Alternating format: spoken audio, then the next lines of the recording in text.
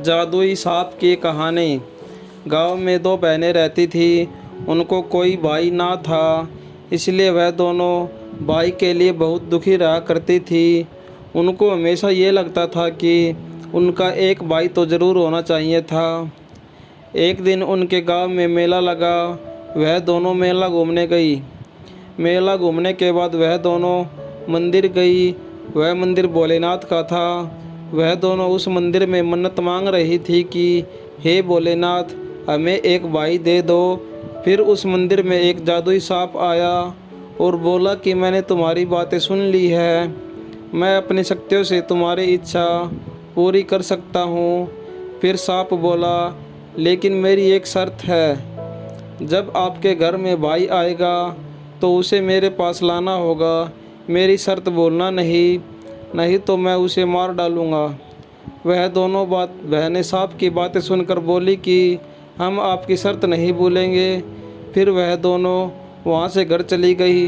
दरअसल यह सांप एक शैतानी तांत्रिक था, जिसे बलि देने के लिए एक नवजात बच्चे की ज़रूरत थी। लेकिन उसे ये बच्चा कोई अपने आप देकर जाए, तभी उसकी विधि पूरी हो सकती थी। यही कारण था कि उसने उन दोनों बहनों की मदद की, ताकि उसका स्वार्थ पूरा हो सके।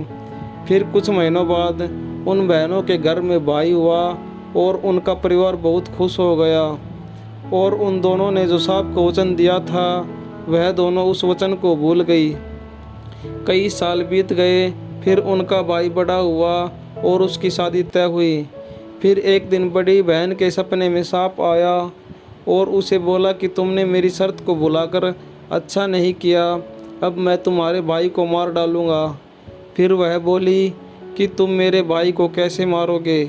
सांप बोला कि तेरा भाई जब बारात लेकर दरवाजे पर आएगा तो मैं उसे उधर मार डालूँगा। अगले दिन बड़ी बहन का मन किसी भी काम में नहीं लग रहा था। उसे लग रहा था कि मेरा सपना कहीं सच हो गया तो मैं मेरे भाई को खो दूँगी। वह बहुत सोचने लगी। बहुत सोचने के बाद उसे एक तरकीब सूझी। उसके भाई की बारात दरवाजे पर आई।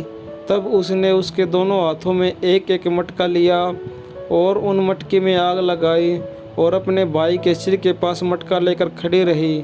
फिर वो शैतानी तांत्रिक सांप के रूप में जैसे उसके भाई को मारने आया तो वह उस आगे के मटके में गिर गया और जलकर मर गया। कहानी से सीखने वाली कुछ महत्वपूर्ण बातें। हमेशा किसी को वचन देने से पहले सोचो कि आप उसे निभा पाओगे या नहीं। ऐसे वादे मत करो जिन्हें पूरा ना कर सको। किसी ऐसे व्यक्ति से किसी तरह की मदद ना ले जो बदले में आपसे आपकी प्रिय वस्तु मांग ले। गलती से किसी मुसीबत में पड़ जाओ तो उसका डटकर सामना करो। धन्यवाद।